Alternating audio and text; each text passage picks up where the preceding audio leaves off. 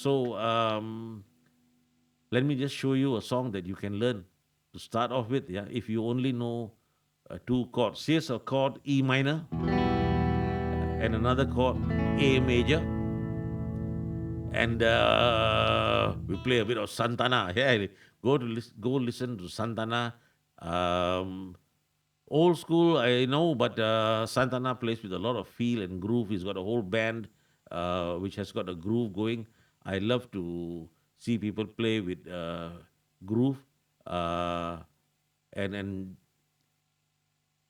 I wouldn't want to teach you how to play like a robotic mechanical thing. So let's say we just start off with this one song. Yeah, first day you're already going to learn one song, and here we go. Yeah, now what strings to press, which fingers to use. To an absolute beginner, these are vital questions. Yeah, I'm going to give you the chords E minor, and the next chord is A major. I'll switch the camera position uh, so that it shows the E minor. For the E minor, you take your index finger. Oops, where we go? I got to just, okay, the index finger, and you place it on the second fret of the guitar at the fifth string, and then you take your middle finger and you put it on the on the string below. So in other words, second fret, and you're on the fourth string, just these two strings, and then you play out. You can raise all the other fingers. The idea is just to see whether you can press only these two strings. Yeah. Now, without pressing anything at all, with the guitar in standard tuning, it sounds like this. But with pressing the E minor chord, it sounds like this. There's a difference, yeah? Without pressing, with pressing, yeah. And the next chord is an A major. It's easy, you just shift these two fingers down, one fret each, yeah? Just one string down each. You already got two fingers pressing the next strings, and you add your ring finger just next here. So your ring finger is now on the second fret at the second string. Your middle finger is on the second fret, the third string, and your index finger is on the second fret at the fourth string. So you've got three fingers here, and this is an A major chord, right? There is a way to symbolize this. If you go to any guitar instructional site, they will give you like chord charts and stuff like that. And so you can symbolize this in a chart. I'll try to put up the chart in this video. And you've got E minor and A. Now, those of you who already know how to read chord charts, yeah, you got to just bear with us. We're just trying to explain to the absolute beginners for once, and then you can start playing the song, yeah. Look up this song by Santana. It's called Evil Ways. Yeah, I can't sing out the song in here. We run into copyright issues and stuff like that. But generally speaking, you're playing E minor.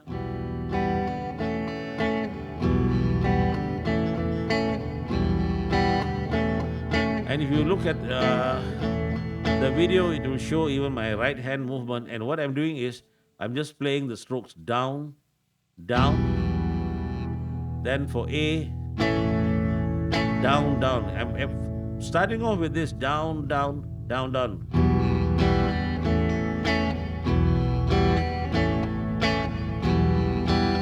But it's sounding rather robotic, yeah? So now what I'm going to do is, after I do the down, down, I'm going to give an upward stroke. Ah, then down. Yeah. Shall I show it just here itself only? Oh, hang on, the camera has to focus. Okay.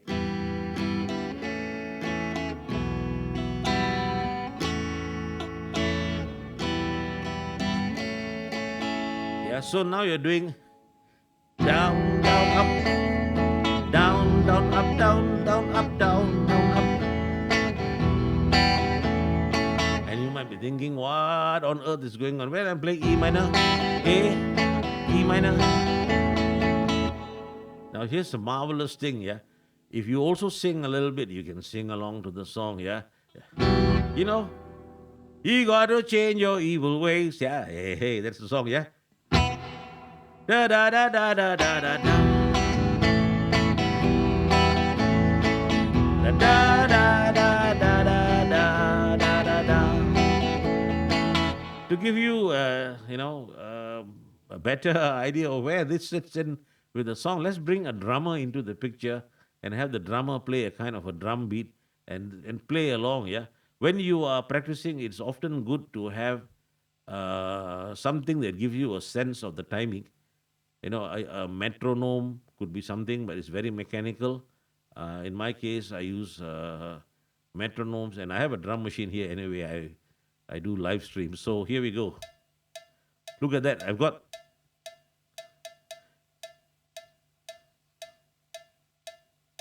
this is like 1, 2, 3, 4. 1, 2, 3, and 4. 1, 2, 3, 4. 1, 2, 3, and 4. 1, 2, 3, 4. 1, 2, 3, and 4.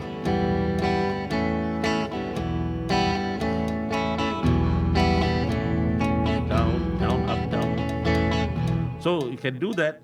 Or I could even say that, look, man, that's not enough. I want to have a bit more. I want to have a bit more of the drums in it. Then now here we go. We'll do down, down, up way. Yeah?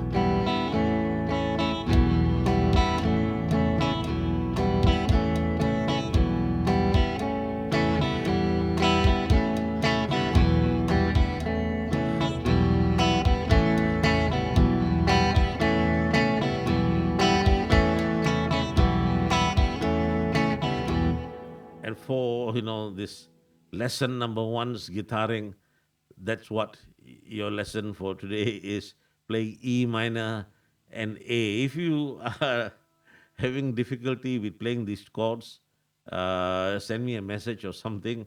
I'll try and to find a better way to explain it to you.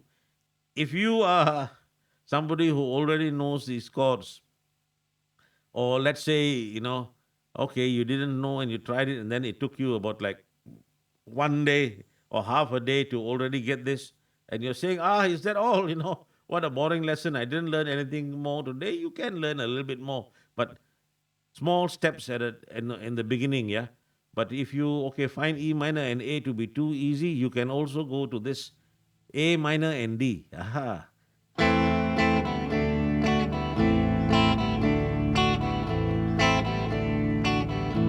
Sounds similar, doesn't it? But it's just that it's in a higher key, yeah. And here we go, A minor and D, yeah.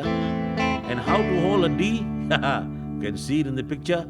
Yes, you can. You can look it up in a chart. And how to hold an A minor. The difference between the A major and the A minor, by the way, was just that when you held the A major, you use these three strings, yeah.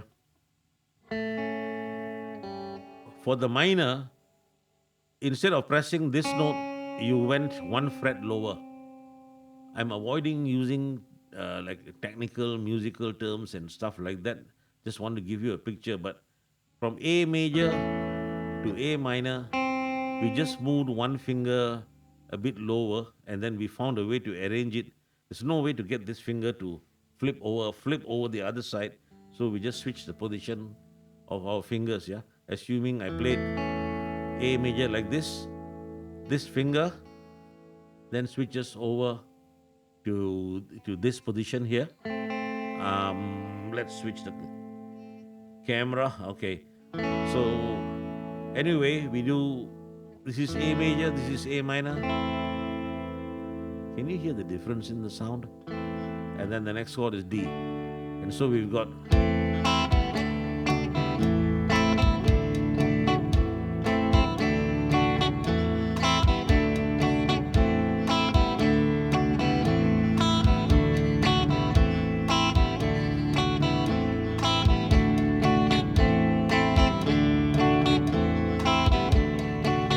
you can go on and on practicing this. this thing. The idea at the beginning is just to be able to move your fingers.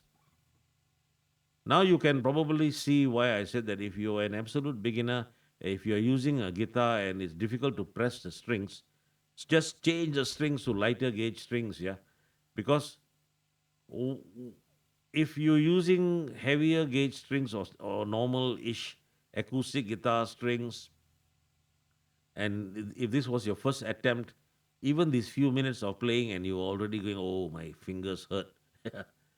And then you're already heading away from learning to play the guitar. If you had lighter strings, you might have been able to bear with it, yeah. So okay, this lesson is going on and on and on for a fair bit, but like I say, I'm going to notate it into chapters. My idea is not to have you come in and go for a guitar lesson every day. Even one lesson once in 2 weeks should be good enough, and about 3 to 5 lessons, and you should be ready to roll. Yeah. So that was the song that I wanted you to learn. So remember E minor and A, or if you already know how to do that, A minor and D. Don't play all the four chords together. Don't play E minor, A minor, and D. Either E minor, A, spend 5 minutes on it, or then A minor and D, spend 5 minutes on it. Yeah. Um, all right. Now, that's not the end of your guitar practice session, so to speak. If at the beginning I described, how to get a guitar, what guitar to get, and how to get a tuner, and all of that stuff, yeah. Once you already heard that part of it, you're never going to hear that thing again. So your actual lesson, so to speak, was just that E minor A and A minor D part, yeah. And so that could have taken up about like 10, 15 minutes of your listening and your focus. If you are practicing it, the E minor A is probably going to take you 5 minutes of practice once you already know how to do it. But if you didn't know how to do it, you might be spending half an hour working on, uh, how to be able to do it. But like I say, don't do half an hour continuously. Maximum is 15 minutes. Then at 15 minutes, take a short break and then come back into it. That way, your muscles begin to build up memory and your brain doesn't get fatigued with it. So far in this lesson number one, so to speak, the actual lesson, musical or guitaring lesson, was only about 15 minutes long. I said that you need to spend at least half an hour, yeah. So what are you going to do for the remainder 15 minutes? Even though this video has gone on for about an hour already, you know, somewhere there 50 minutes, yeah, but still we've only spent 15 minutes. Now, one major drawback with the way I learned how to play the guitar, and I think many other guitarists, yeah, of my era or who learned the similar way, was that we just started off by learning how to play songs. So we learned songs and then we learned how to strum and we could get the grooves, but we never really understood what it was that we were doing. On a grander scale, it's like and somebody building a house, but not really knowing any single engineering principle of how he built that house. Why did he use that thing? What was that foundation all about? Why was it necessary? Why use that wooden beam? Why do this and why do that? And so that person who builds that house can go on to build another house and another house and another house. But all that he can do is like be a worker in a construction team that is building houses because he doesn't know how to design the house. He doesn't understand the principles behind it. So all of us who were like playing the guitar in this way, we could play the guitar, we could play songs, we could sing, and we could do solos by just copying what was going on. But we never really understood the process, yeah. And then learning things became a very laborious process. So if I were to start learning now, and if I were to show anybody anything now, I would straight away tell them, hey, look, this is the principle behind it. And so here we go. You have spent 15 minutes, let's say, on a guitar lesson so far. You got a little bit more time. Let me explain to you what exactly was going on. Now, you notice first chord that I played was an E minor. I said this is E minor. You can take it from me. Second chord was A major. Now, why was one chord called E minor and the other called A major? Are all E's minors and are all A's majors? Well, all A's are not majors because the second two chords that I gave you was A minor and D.